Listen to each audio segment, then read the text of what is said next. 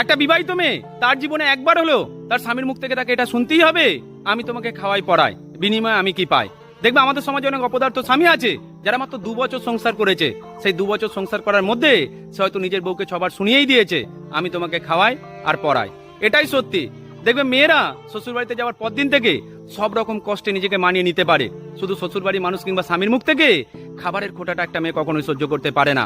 তার কারণ হলো একটা মেয়েকে বিয়ের আগে শেখানো হয় সে শ্বশুর বাড়িতে যাওয়ার পরে খাবার পরবার তার অভাব হবে না, বরং স্বামীর সংসারটাকে তাকে নিজের সংসার বলে শুধু মেনে নিতে হবে। মেয়েটা এটা করতেই সবচেয়ে বেশি ব্যস্ত থাকে।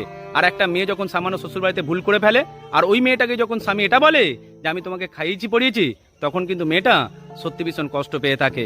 তাই প্রতিটা মেয়ের উদ্দেশ্যে এটাই বলবো, তুমি যদি মেয়ে হয়ে জন্মে থাকো তাহলে বাসন মাজার ঘর গুছানোর পাশাপাশি 3000 টাকা মাস গেলে ইনকাম করতে শেখো, তাহলে শ্বশুরবাড়ির মানুষ তোমাকে গুরুত্ব দেবে।